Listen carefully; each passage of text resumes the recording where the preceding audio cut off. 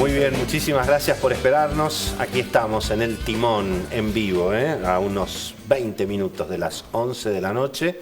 Bueno, está con nosotros Ricardo Paulina, que es un tributarista, un experto en tema impositivo.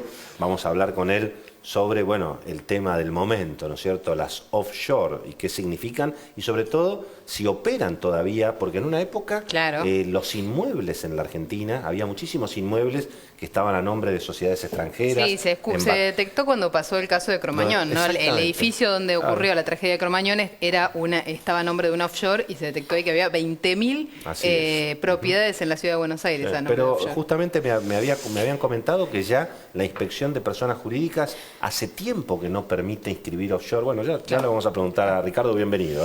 Muchas gracias. Y está Rafael Flores, que lo hemos presentado ya desde temprano en el programa.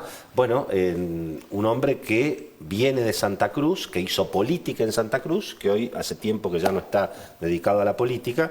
Así que, Rafael, bienvenido. Ha estado bueno, muy presente en los medios estos días y a mí me llamó la atención algunas de las cuestiones que ha revelado, que ha comentado Rafael Flores, y me parecía interesante para charlarlo esta noche. Primero, digamos, ¿cuándo conociste a los Kirchner y cuál es tu vinculación política o cuál fue tu vinculación política con ellos?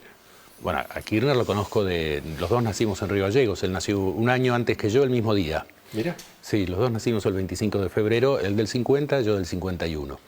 Y luego, digamos que lo conozco desde siempre.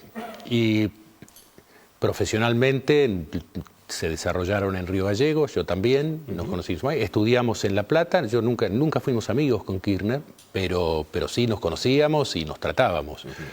Hasta ahí. Luego cada uno tomó su rumbo dentro del peronismo de Santa Cruz, yo me uní para hacerla corta, la historia, a la renovación peronista, él se quedó en otro lado, y en el año 91 la política santacruceña era como fue siempre, muy turbulenta. Decidimos hacer una alianza que es la que lo lleva a Kirchner a la gobernación, para hacer la historia muy corta y no contar la historia política de Santa Cruz. Yo acompañé ese gobierno durante un par de años, 92 y 93. En el año 94 decidí que eran muchas más las cosas que nos separaban que las que nos podían unir y decidí tomar otro rumbo. Ahí es donde en alguna medida, digamos, vos comentaste en estas últimas horas que vos empezaste a percibir un método, un sistema, digamos. Empieza a perfilarse un modelo que pretendía ser hegemónico, que quería ser hegemónico y que objetivamente en Santa Cruz lo consiguió, que significaba controlar la justicia, controlar a la prensa, controlar a las empresas que hacían para hacer negocios con ella y por sobre todas las cosas significaba en pos de todo eso abandonar lo que había sido una suerte de compromiso, que era discutir un modelo productivo para Santa Cruz.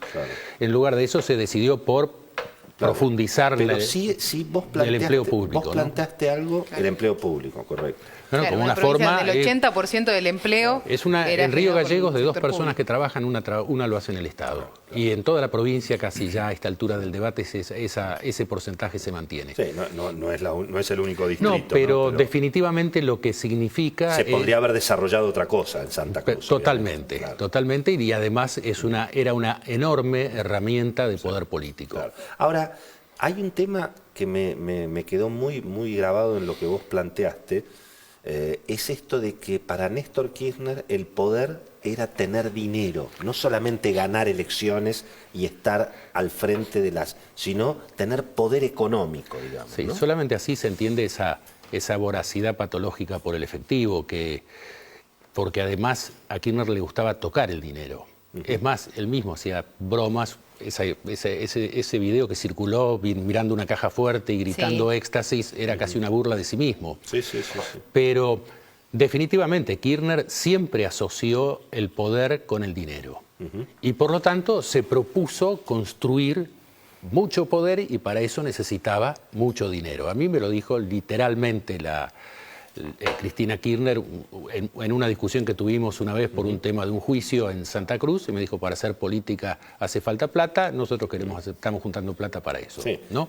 Ahora, una expresión que a la vista de lo que ha pasado en la Argentina durante tantos años, no sé si no era cierto eso. En la Argentina y en el mundo tal vez, pero bueno, lo que sí es cierto, o lo que a mí me interesa señalar es que, a ver, ese modelo hegemónico implicaba no solo controlar a la prensa, no solo controlar a la justicia, sino también comenzar a apropiarse de la ganancia de las empresas. Y ahí aparece Lázaro Báez. Y ahí aparece Lázaro Báez. Lázaro Báez es designado en la intervención del Banco de Santa Cruz cuando Kirchner asume por primera vez la gobernación y comienza una etapa donde durante varios años iban asfixiando a las empresas constructoras con los certificados de obra, se los autorizaban, no se los autorizaban, se los demoraban, no se los demoraban. Esas empresas estaban en una situación financiera complicada. El segundo paso fue, luego de eso, designarles una suerte, ya con Lázaro Báez fuera del banco, una suerte de intervención de las mismas. Entonces empresas como Gotti, Rodríguez Carrera, Cani Costilla. Obra pública, ¿no? Pero con las petroleras mucho no se metió Kirchner. Es que durante su gobierno las petroleras era YPF prácticamente, nada más. Entonces todavía no había... Porque digo, ¿cuáles eran los negocios que había en Santa Cruz? Obra pública, pesca, petróleo y pesca. Con las pesqueras hubo historias. Y pesca. Con la pesca hubo historias, pero era un tema que le costaba más manejar. Claro. Lo de la construcción era una cosa que manejaba... Era más directo, porque era dinero. Era así. Cuando Kirchner llega a la presidencia para hacer esta historia, si no estaríamos demasiado tiempo, se da el gran paso. Claro, traslada el modelo.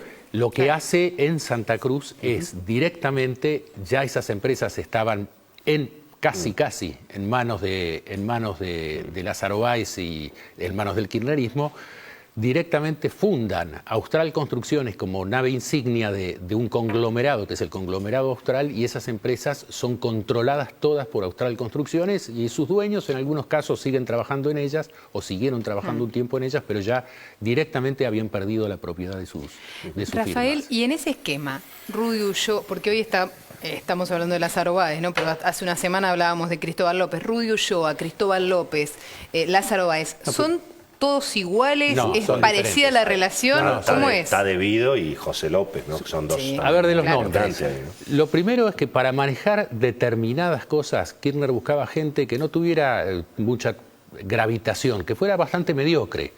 Lázaro Báez es un caso.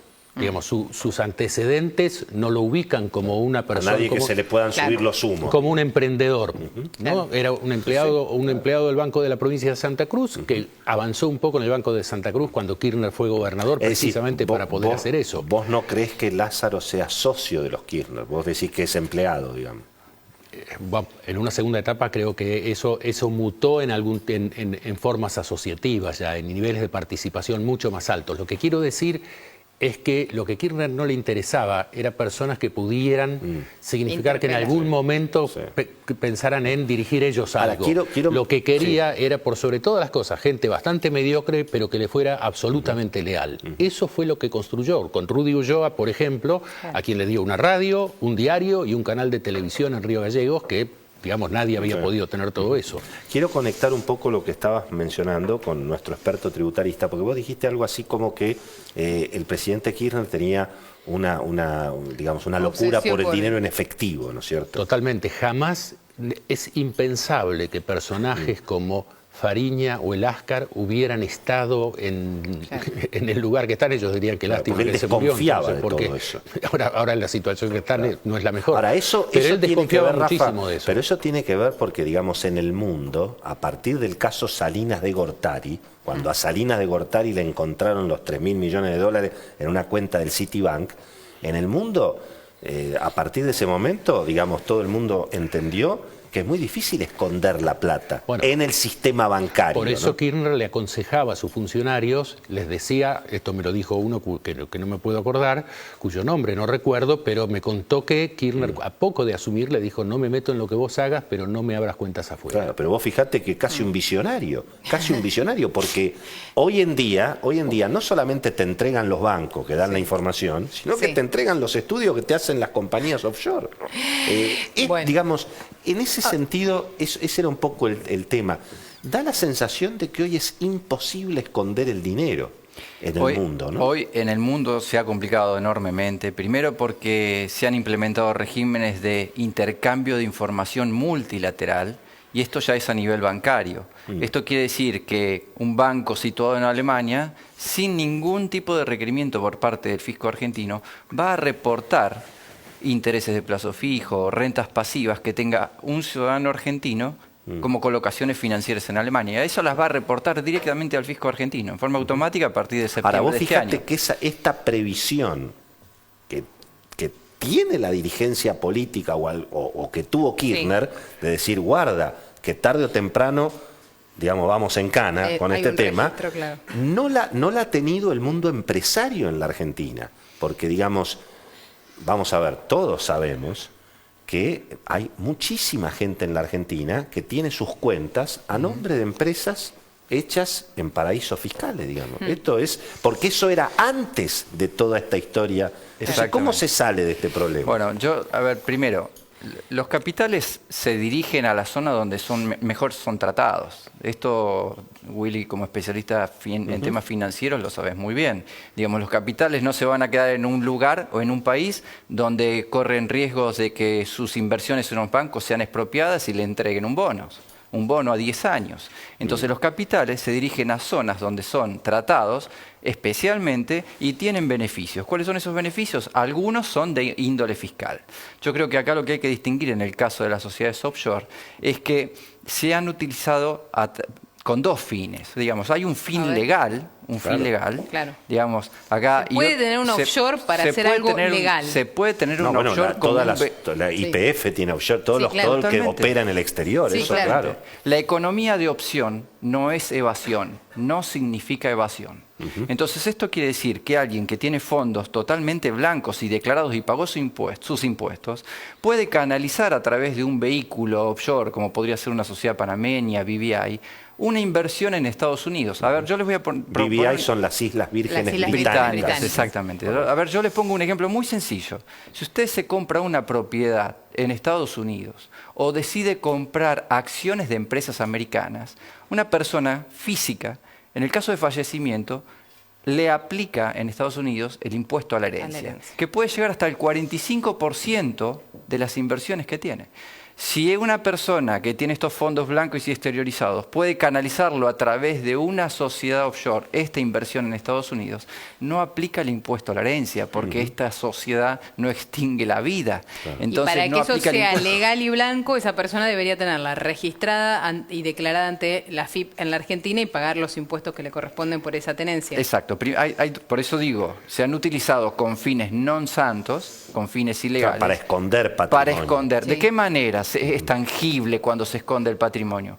Cuando los verdaderos accionistas están ocultos. Claro. Cuando el estudio asesor externo en este país, donde es un paraíso fiscal, le provee de una interpósita persona para que esta persona quede oculta. Entonces, claro, por eso el caso que apareció de Macri, o por lo menos el primer caso, muestra que ellos están puestos ellos como directores de la sociedad. Sí, exactamente. Se presume que nadie va a esconder patrimonio y se va a poner como director de una sociedad. Sí. Alguien que esté muy mal asesorado lo puede llegar a ser, pero ustedes saben, el Grupo Software es un grupo importantísimo, con asesores en todo el mundo, con inversiones en muchos lugares del mundo, no van a cometer un error de estas Pero características. también hay que decir que hasta donde yo conozco, el 60%, y me quedo corto, de todos los empresarios argentinos que han operado en el mundo de negocios, sí, no te digo que están en una, deben estar en como 5 compañías de esta naturaleza. Muy probablemente. Por distintos motivos, ¿no es cierto? Sí, Por pero además distintos a una motivos. escala en la que, lo que marca Paulina, en la que quizás es alguien que compra un departamento pero por favor. en Estados Unidos, Cualquiera te decía, no tengas las cuentas a tu nombre, ponelos a nombre de una sociedad porque así nunca te pueden descubrir. Ya se ve que no hay nunca te pueden descubrir. En esto fue un visionario, Néstor, ¿eh? Sí, pero lo que yo creo que hay un antes y un después. Antes de que, mientras estaba vivo y luego. Creo que el dinero que se recaudó, que es incalculable cuando estaba vivo, ese dinero debe estar en Santa Cruz y es allí donde lo tienen que buscar. No solo la justicia, yo creo que lo que... Vos que sos de Santa Cruz, Sí. ¿cómo se hace para encontrar plata? Bueno. ¿Qué tenés que meterte abajo de la tierra? No hay que hacer eso. Lo que hay que hacer es, en primer lugar, centralizar la investigación, unir todo lo que sea necesario para trabajar centralizadamente, poner la inteligencia del Estado en lo que debe estar, que es, por ejemplo, en la búsqueda... ¿Lo conociste a Arnold, al que era el vicegobernador de Néstor? Supongo que sí lo conociste. Sí, claro, fue vicegobernador de Kirchner todo el tiempo que Kirchner estuvo en Santa Cruz. Porque él ha dicho que él vio las bóvedas del Banco Hipotecario de Río Gallegos que fueron trasladadas al domicilio de los Kirchner. ¿Eso es creíble, digamos? Eso es absolutamente creíble, como parecía increíble y resultó creíble que Lázaro Báez tenía una bóveda en su propia casa que después, cuando invita al periodismo, el olor a pintura casi los marea porque se había transformado en una bodega. Ahora estaban las fotos tomadas por uno de los empleados que había trabajado precisamente en el desmontaje de toda esa bóveda, expuestas para que todos las viéramos. Por lo tanto, el dinero físico está en Santa Cruz. Yo tengo esa certeza, esa seguridad, más que para También que es te una escuché certeza. decir que a tu juicio el hijo de la presidenta Máximo Kirchner no debería tener tanta responsabilidad en todo esto, digamos. Yo creo que no, creo que el armado lo hizo Kirchner. De todas maneras, el hijo de la presidenta tiene responsabilidad porque creo que es el presidente, si no es el presidente le pegan el palo de Otesur y allí hay una maniobra de lavado de dinero que está siendo investigada por la justicia, pero donde pareciera ser que hay varias huellas digitales. Rafael, y por mi parte es la última pregunta. ¿Qué se dice en Santa Cruz de cómo está hoy Cristina Kirchner? La gente la ve muy poco. La gente la ve muy poco, se fue de su, que tengo entendido por lo que se comentaba, que se fue de su casa, que estaba en la casa de gobierno, pero junto con su cuñada, pero eso ya es un tema. Yo pienso que la presidenta tiene que tener muchos motivos para estar preocupada, como todo el grupo tiene, como toda esa asociación tiene motivos para estar preocupada, porque si bien Kirchner es el que armó esto, digamos que sus sucesores continuaron la relación con Lázaro Báez. Lázaro Báez continuó haciendo negocios, 24.000 millones de pesos solamente en Santa Cruz en 12 años de gestión del kirchnerismo. Sí. No es poca ¿Y cosa. ¿Esas sociedades son sociedades que se traicionan? ¿Te imaginas que alguna vez se pueden traicionar? Yo lo que no creo, porque me parece un poco fantasioso, es pensar en quiebres y arrepentidos inmediatos. Creo que eso no va a estar determinado por la fortaleza moral de estos individuos, va a estar determinado por el avance que tengan las investigaciones. Claro. En la medida que la justicia les haga sentir que se avanza, entonces las cosas pueden cambiar. Si la justicia argentina les hace sentir, como ha sucedido tantas veces, que es cuestión solamente de paciencia, van a tener la paciencia necesaria. Rafa, gracias por estar con nosotros. Muchísimas gracias, Ricardo. Gracias, Ricardo. Hacemos una pausa.